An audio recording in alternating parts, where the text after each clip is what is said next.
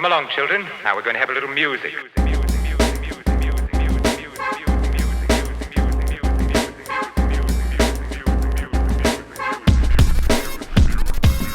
What's up, First Cut Gang? We are back for a recap, another recap of Peacemaker Season 2. Now into Episode 2. A man is only as good as his bird. So, we have a lot of great bird adventures here. But first of all, Cade, thanks again for joining us here. Oh my God, I'm so glad to be back. This episode 2, season 2, was just what I needed. The gang is back. The antics are up. The eagle has risen. This is Eagly's episode, bro. I had to download this eagle sound effect. Let me play it. You know what I mean? I don't have bird blindness. Do you? Nah, thankfully I don't. The homie Tim Meadows, this is his first appearance. I mean, we saw a little bit of him in the teaser last time, but yeah, very funny to see him pop up fully. Yeah, he's so funny, dude. Comedy legend, of course. If you've seen Mean Girls, he's the principal in Mean Girls. You've seen the grown-up movies. He's in Nose, Ladies Man, Hard Rock with my man's Will Ferrell.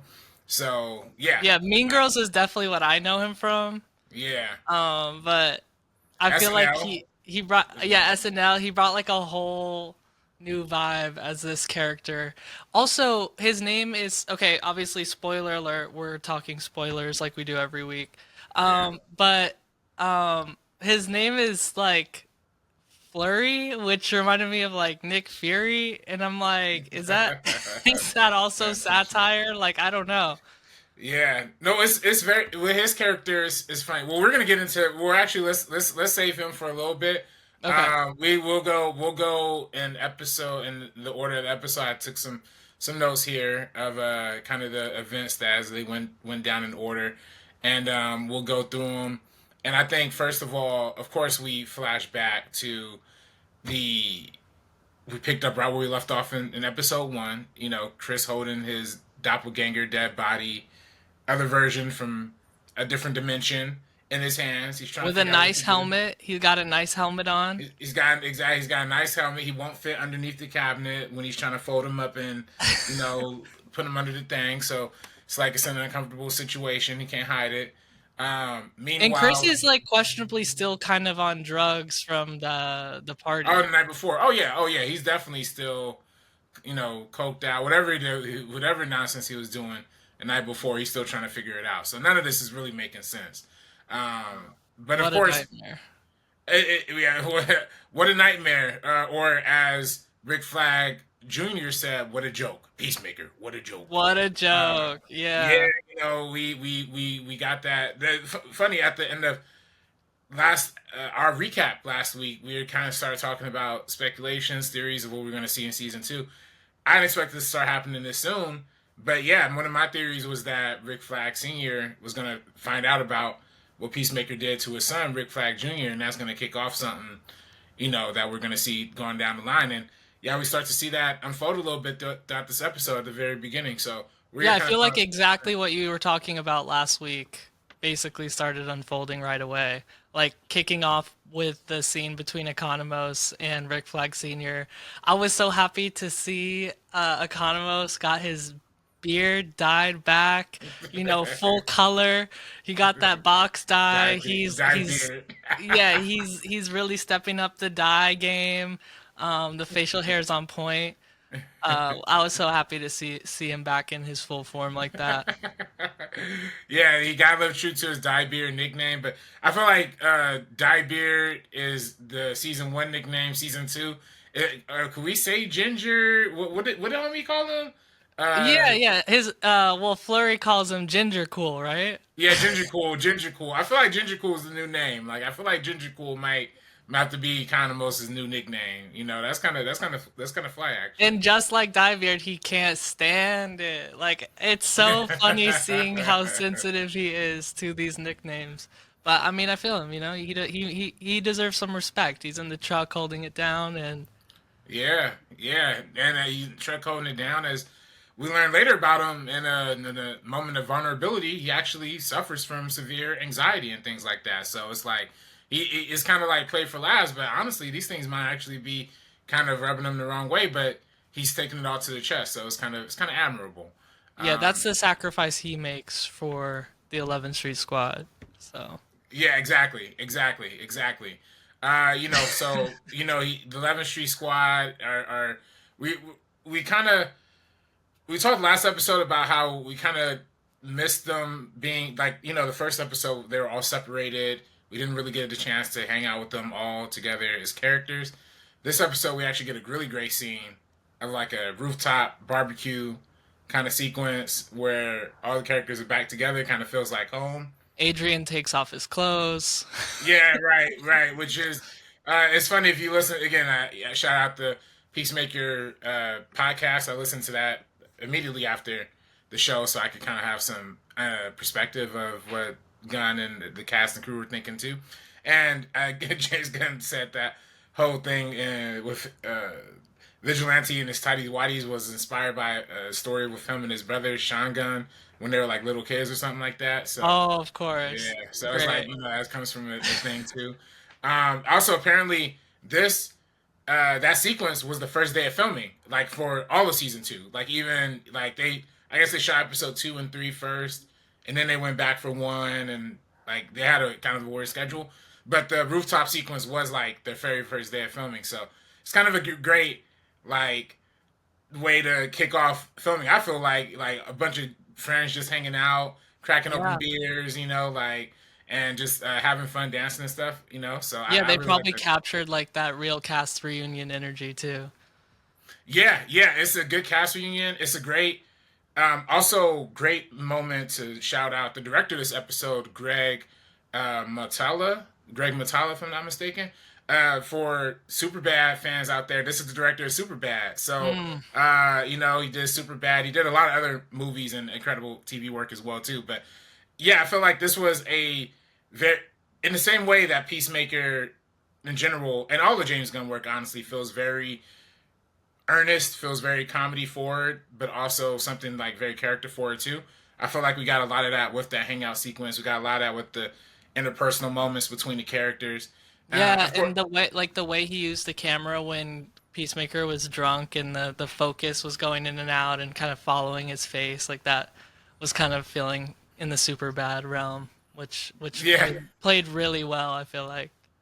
yeah. No, honestly, it's like the right kind of mix and match of tone because James Gunn, he's a running the studio. He can't direct every episode, but I'm glad they're getting like super talented people to him, the ones that are like in between the ones he's directing. So. Again, DC coming through right out the gate with this rebrand, like high quality, top tier cinema, even in the shows.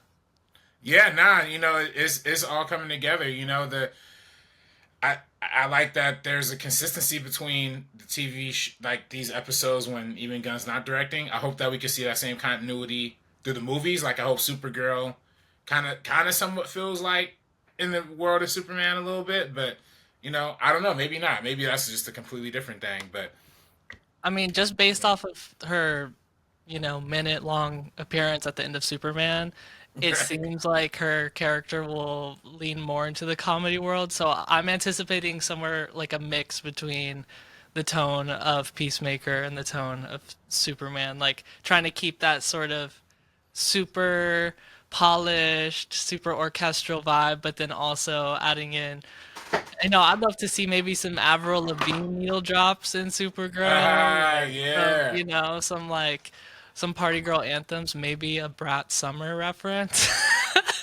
Maybe. I mean, honestly, that actually look. I mean, I feel like look, she's the woman of tomorrow, right? That's what they call her, and that's like her surname. So like, hey, come on, like, if you not you got to be a brat. That's music of tomorrow. So you got to like be listening to that. It makes sense. Yeah, she's a party girl. We saw, she was partying on a planet with like a red sun or something, and Yeah, you get drunk and all that. Yeah, and then we yeah, we also know, of course, Jason Momoa is going to be playing Lobo in the Supergirl movie. So Jason Momoa, of course, played a great drunk in the Aquaman. He was a great drunk Aquaman. feel like he's going to be even a better drunk Lobo. So I feel like we're going to have a lot of good drunkenness throughout this Supergirl movie. Total tangent, but I am really enjoying his performance on Chief of War, and just that whole show is really good. So highly recommend that if you haven't checked it out. Jason Momoa's new show. See, that's I gotta get on that. I gotta get it's that 1-inch barrier that they always talk about, them subtitles. Right. I gotta get to reading, but that's my next thing. I believe in you. I believe in you.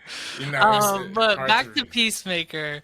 What did you think about that first scene when Flurry comes into the truck and we get that whole moment where Economos' world is like interrupted and he thinks somebody's breaking in and he keeps the holster on the gun? Like, how are you feeling about that? Their dynamic. The holster on the gun was funny. There's many parts of this episode that I genuinely curious. Like, did they just improv a lot of this stuff?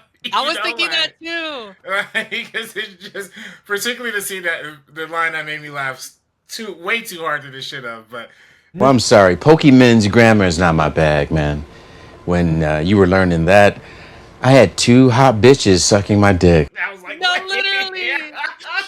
And then the continuation of that scene after the credits too. Yeah. What did they look like? One was blonde, one was bald. Why was she bald? What were their names? Gertrude, Francine, the Peppermint Twins. I'll never forget. Like, it was giving improv, like, straight up. Yeah, it's just crazy. So funny. That was really funny. I mean, I need to see it. Them two just need to have a spinoff. Just of them, you know what I'm saying? Like, that was just really, really funny. Yeah, and I feel like in the way in season 1 that Chris was busting everyone's balls, trying to like roast them and kind of like assert dominance through like insult, is kind of the way that this character Flurry is like asserting his dominance too, which is just like really funny. Because now Chris isn't doing that as much, so it kind of fills that gap, I feel like. Yeah, nah, facts. That's exactly how it's going down. And like you alluded to before, Flurry's bird blindness, which is such a crazy, weird disease that I'm like, it's funny. This show often it toes the line between like genuine comedy and like, is this going too hard? Like, is this trying a little too hard? Like, when they were explaining the bird blindness thing, I was like, I don't know, man. I don't know if I'm liking this. Yeah, at first it was like, is he just like trolling? And it was a great setup for the Eagly sequence later on, and I think it paid off really well. Yeah, no, exactly. That's exactly what we gotta get to, that crazy Eagly sequence where taking out a bunch of the Argus, the government agency security team that, of course, Rick Flag Sr. sends after him. The side characters are hilarious. Like, and the nicknames, bro. Yeah, the nicknames are just ridiculous. It's the fact that he takes the nicknames so seriously. Like, this lady's straight up bleeding out, and he's calling her titties. Like, he's like, "Hold on, titties, hold on." It's like, "Oh, come on, man." It's like, this is unserious. And then when there was like something about like party, oh yeah, like, what do y'all do like if y'all like are leaving the party?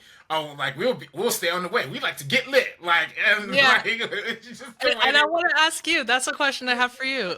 Do you think a housewarming gift is a gift that warms the house, or is a gift you give when somebody moves into a house? Because I've always thought of it as, okay, somebody just moved into a new spot. It's a housewarming party, a housewarming gift. But also, you know, when you do go over to a party, BYOB, whatever, like, you do want to bring a little something. And now I'm never going to think of it the same. Like, every BYOB event is a housewarming event. Kind of, in a way. And I think what he's saying is not wrong. Like, I think the original definition of a housewarming gift was, like you said, like, if you're going over to a neighbor's house for dinner, you know, on a random Saturday, you got to bring a bottle of wine, or you got to, you know, bring a candle or something, you know, like something to warm the house. But like it's the Great Depression hit, I think, and Bush administration and 9/11, and it just got to a place where we just stopped doing that as a society. Yeah, We we just don't got see a little. those on party fulls anymore. Yeah. No, we strictly to the BYOB kind of status, which is great. But no, I that it's just a funny. It's like you are literally self deprecating yourself from like being able to follow this investigation because you're like, no, we're gonna be the guys who stay a little bit later just in case he comes back. Like, wait, what? Very, very season one energy too, like that sort of like infighting that had nothing to do with the actual mission, which I really appreciated. Yeah, no, it's definitely just definitely pure fun. It's pure fun. But yeah, Eagly, the unexpected hero of this episode. We saw some good Eagly fight scenes in season one, but this was definitely a standout moment for Eagly. We all know James Gunn loves his animal characters. We love, Rocket Raccoon, all the, Crypto, Crypto. Right, exactly. So it's like we know when it's time for an animal to show up, he's gonna show up. But Scooby Doo. Scooby Doo, exactly. I want to see a Scooby Doo Skull Island versus Eagly fight. No, I don't. I don't endorse animal fighting, but in an animated virtual world. Right, the Oh, CGI animals duking it out. Yeah. Yeah, but what's your thoughts on that whole sequence? Like, It's like it felt like such a redemption arc for Eagly because in season one he was basically useless. Like even up to the last episode where he flew the helmet into the forest and like sidelined the whole mission, and everyone always doubting his abilities. And I guess when Chris left to go to the party, you don't really think like where is Eagly? He's just sort of around, somebody's crinkling a bag of chips or whatever. And then a whole like SEAL Team 6 comes in the house and Eagly's like I don't really know the scientific background behind eagles, but damn, like that beak is sharp and those nails, like those talons are sharp, you know what I mean? Like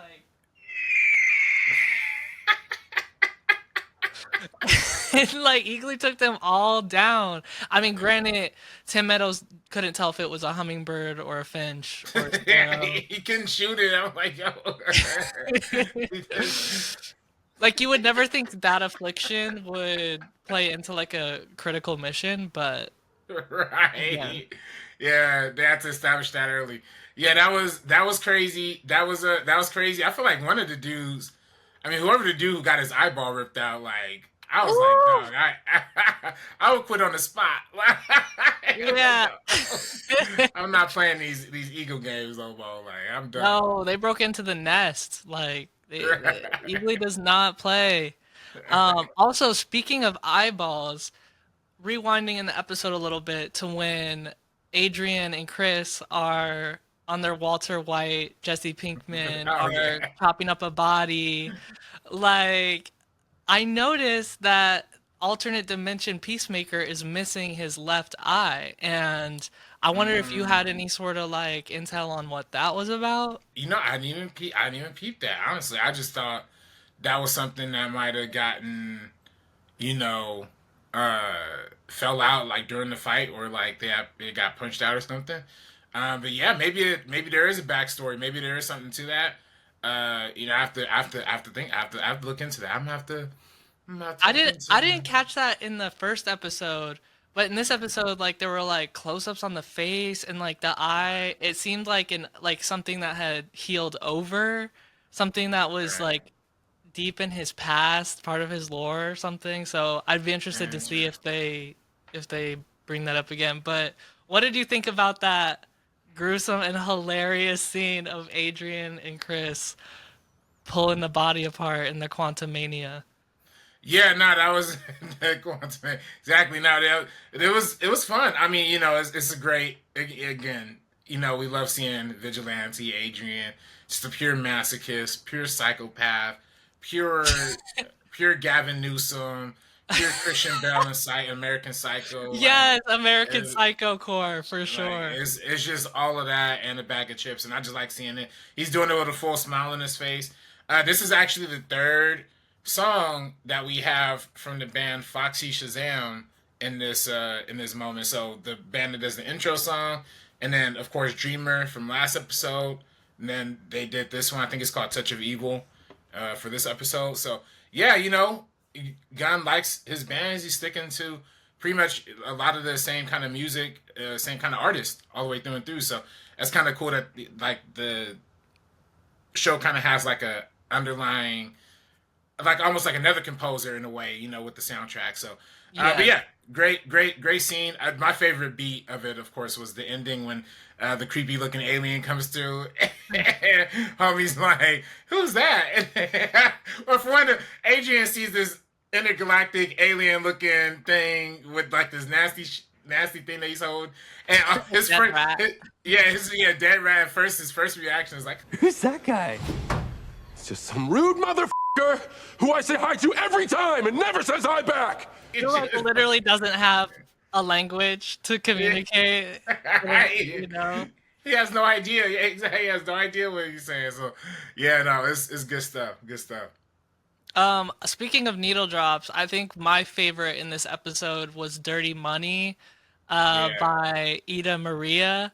I think it played when they were up on the rooftop. That scene and that song like definitely stuck out to me as like, I guess one of the more pop punky songs that's in there, because I feel like a lot of the songs are kind of ironically used as like grunge rock, glam rock in a scene to kind of like heighten the drama or the action. But this one to me felt more like friends partying, something that you would listen to, just like spraying each other with Bud Lights, and I added it to my playlist. I thought it was fire.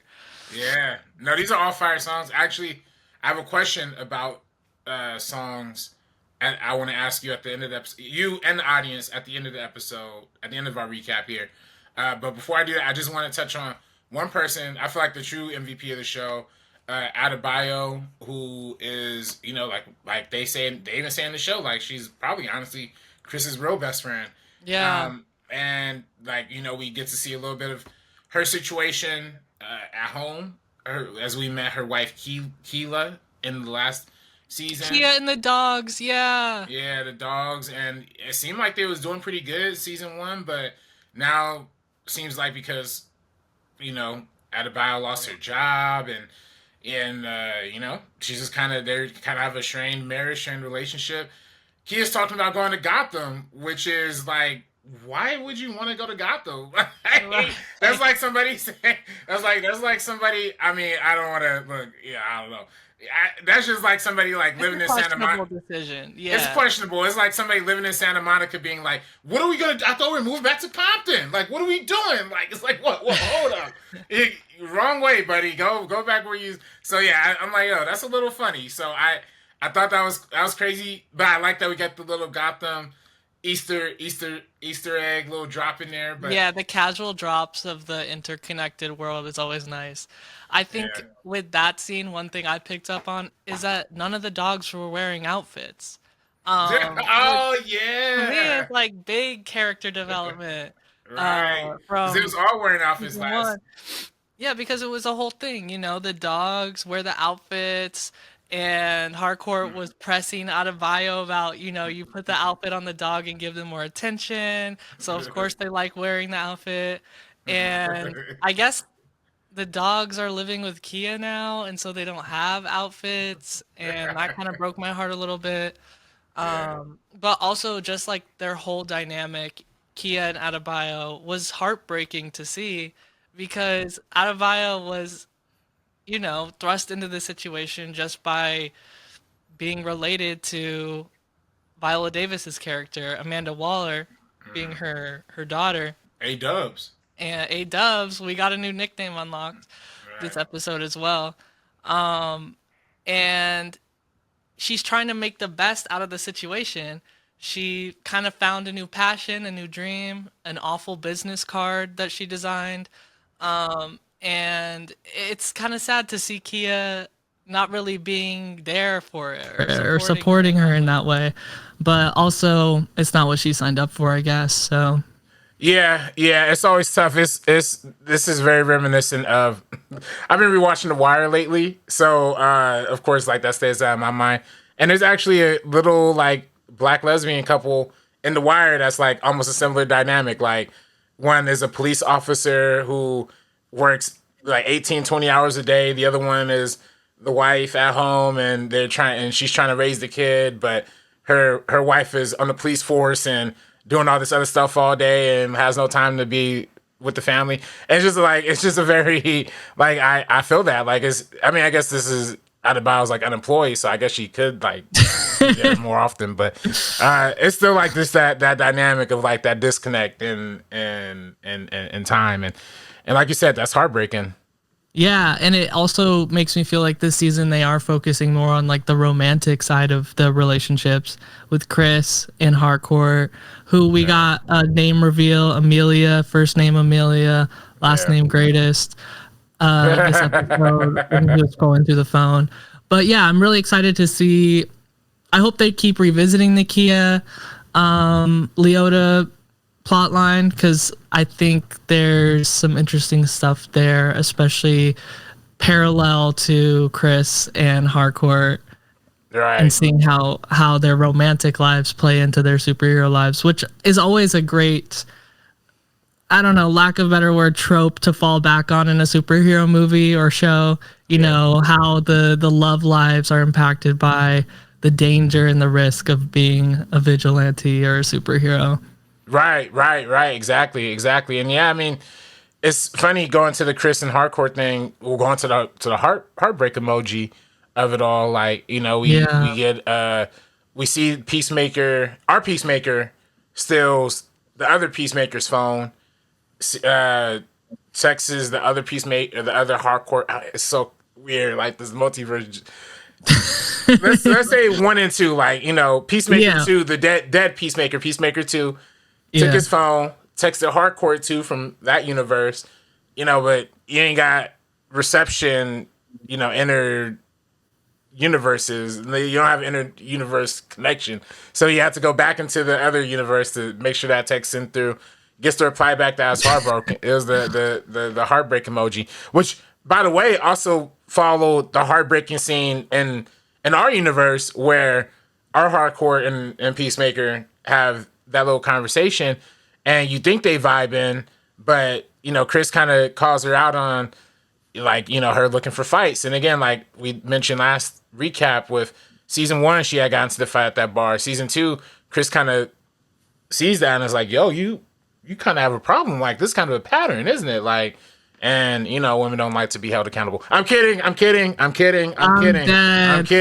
it was really, it was like an interesting conversation too, because she was trying to accuse him of she's always trying to do this like forensic psychoanalysis on people, even in the drugstore scene in this episode where the domestic violence survivor is trying to help her out, and she's like, I'm not your mirror, you know, trying to like see through everybody and call them out. I mean, even back to like the bar scene where she's calling out the barflies and trying to fight them. But I think the way that she called him out on that rooftop, to me, felt like a little bit of a clue into the alternate universe relationship. I felt like, okay, if in this universe they're not working out because she has these sort of avoidant tendencies, and Chris is not able to like meet her on that level, or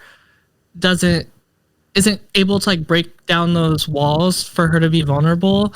I wonder if in the other universe where it doesn't seem like Harcourt is as much of a fighter or a hard ass, if maybe the dynamic is the opposite, because in the other universe, Chris is seemingly an established superhero who's always chasing fights and going to different towns to fight and whatever.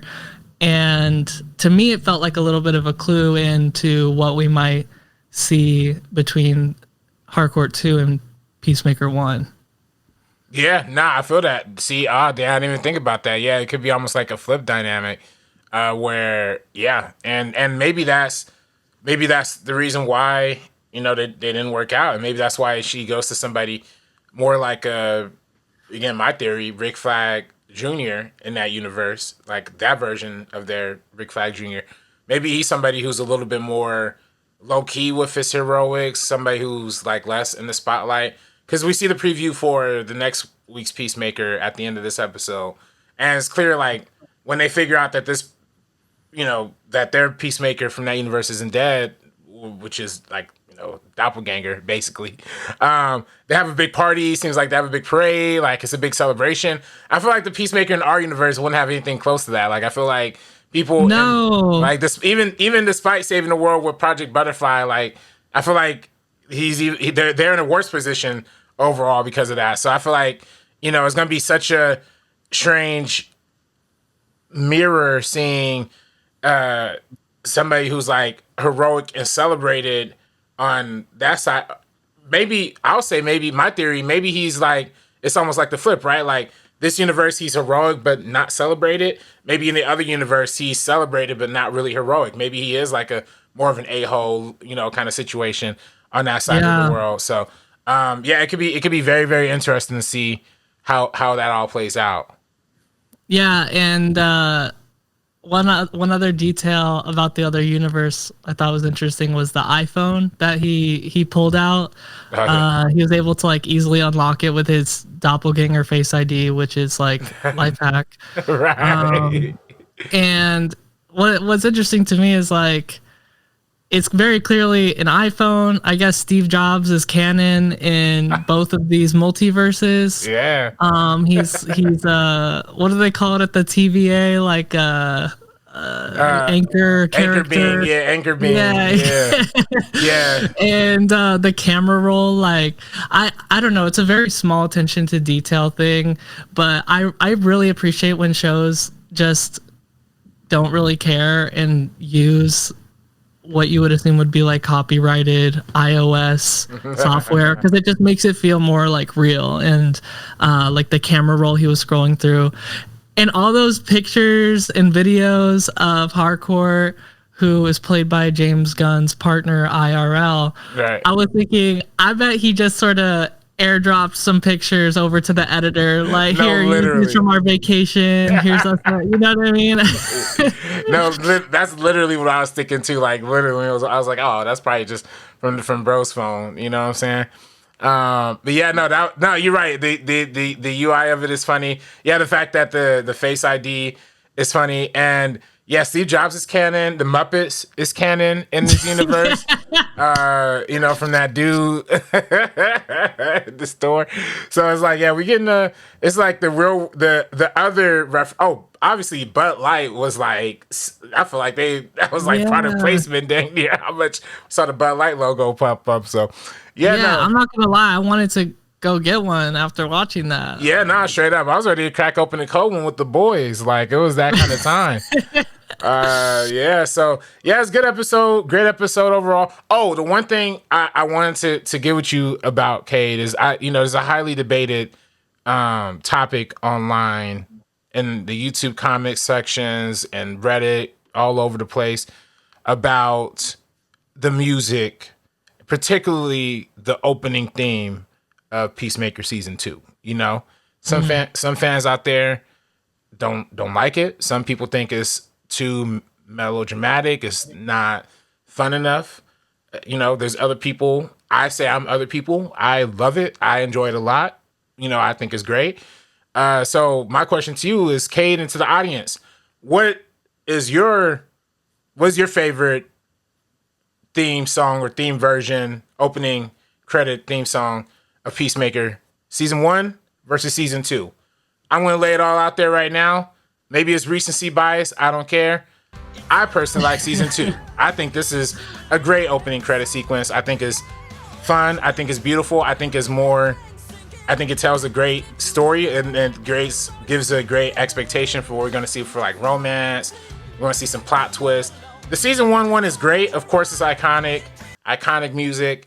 And it's just like what we love, and we lived through that for like 10 episodes. And when Peacemaker season 1 came out, at the same time though, I like this one. So, but what about you, Kay? What about you?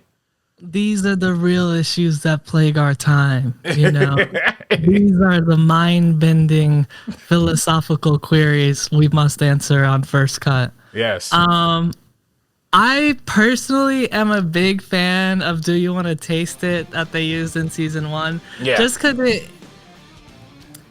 I understand where people are coming from online, right? It's like you kind of get attached to that momentum that the song gives you right off the bat into the episode, and it's a song that you will forever associate with Peacemaker.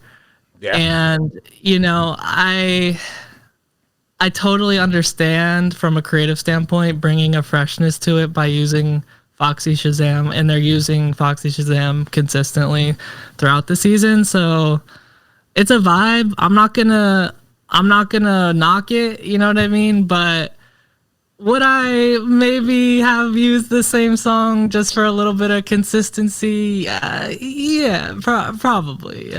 Yeah. You know, I feel that, and I'm normally the guy who hates when they switch up theme songs. Like, you know, for me, Martin is one of my favorite sitcoms of all time.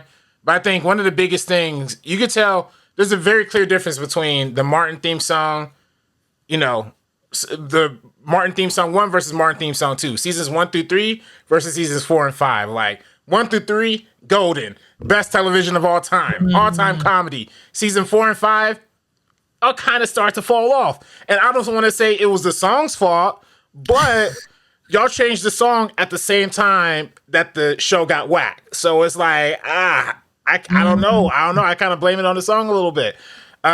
You know, that's fair. That's valid. Yeah. And obviously for this, it's all still James Gunn and the same team mostly. So it's not necessarily an indicator of something bigger, but it does kind of set the tone that, you know, each season is going to attempt different things, maybe, if I wanted to read into it a little bit. And I'm here for that, you know, because the last thing you want is for a show to get stale, even down to the theme song. But like, just drawing reference to other opening songs, I watched this show called Platonic on Apple TV Plus. Oh, that's a good one. Yeah.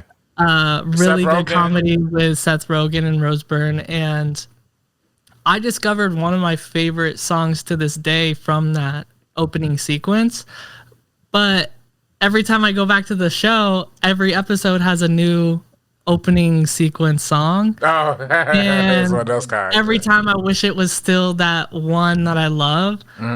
But again, it's like, you know, people gotta express what they want to do. So if it's adding some freshness, it's whatever, you know. At the end of the day, most people skip over it anyways. So yeah, that's the thing. I'm mostly skip intro. I love skipping intros, but there's some shows they just can't skip the intro for. You know what I'm saying?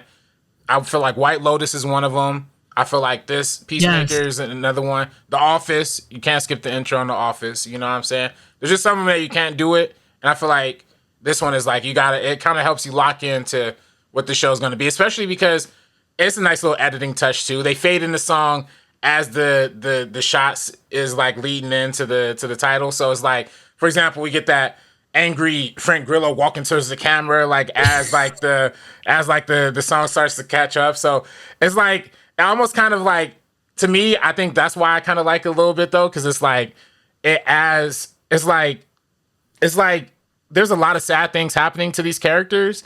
And even though the show is funny and is very irreverent and very comedic and very lighthearted, I think the song does kind of highlight the emotional journey that these characters are going through. So, you know, I like them both. I bump them both. You know, they're both on the YouTube Watch Later playlist for when I need to pick. And I'm all here for new artists getting exposure through placements. So if they could create that opportunity for another artist, then it's probably a net positive for everybody involved.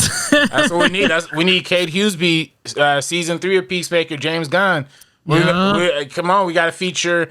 What we featuring, Cade? Afterlight? We featuring Quarter Life Crisis? We got a few options. We got Quarter Life from our motion picture Quarter Life Crisis. I don't know if that one is. I think the closest fit for Peacemaker would be Cute in a Crisis. Yeah. I mean, that song is my top song right now on Spotify. Hey. And I think the pop punk vibes, it's a little soft for Peacemaker, but maybe there's a place for it. I could see it for sure. I could definitely see Cute in a Crisis on the show. I could definitely see one of Grant's songs on here, one of Flash's songs on here. You know, like I think they both their work is amazing. But James Gunn, if you're looking for independent artists, look no further than Cade and amazing group of friends. And of course, I have a lot of other musician friends too. But we'll put the stream links in the description so you guys can listen to what we're talking about. Exactly. Yo, the one that we had in the gym sequence in the Quarter Life Crisis movie. Yeah, Can It Be Yours by Grant. Yeah. Song. That got to be in there. It got to be in there. And you know what? I'll just put it out there right now. If this episode of our Podmaker, Peacemaker, Peacecast recap show, if this episode gets 25 likes or more, Rob and I will rent a studio and recreate the intro sequence dance. There we go. Peacemaker. There we go. We got to do it. Last episode, thanks for everybody who tapped in last episode. Got like over 300 views, had like 30 some likes, so we had some good numbers last time. Let's keep it up. I'm setting the bar low. I want this to happen. Yeah, no, we gotta do it. So make sure y'all like, comment, subscribe. Let us know your thoughts on Peacemaker season 2 so far. This has been a great series in my opinion. Of course, it's always great. James Gunn is good at what he does, but I'm excited to see what, I don't even know. I think it was 8 episodes this season, so it's gonna be a good time all the way around. We got 6 more weeks coming at you here on First Cut. Rob, where can people find you online outside of this recap show? You can follow me on Twitter and Instagram at Director RB3. And if you haven't subscribed to First Cut already, subscribe, become a member. There's a lot of great stuff in our membership tier, and a lot of K stuff. A lot of our Netflix roulette series is there as well for members. And you can follow us, First Cut, on Instagram, Twitter, and TikTok at First Cut TMO. Beautiful. I was so glad I got to do the social handoff this episode because I always watch Ace do it and he does it so flawlessly. So I hope I made him proud of that. You can find me everywhere at Cade Huseby, as it's spelled right here. My music links will be in the description of this episode, so you can check out some of my music. And if you're listening to this, you love superhero content. The music video for my song "Cute in a Crisis" is a superhero story, lots of visual effects and action, so definitely check that out as well.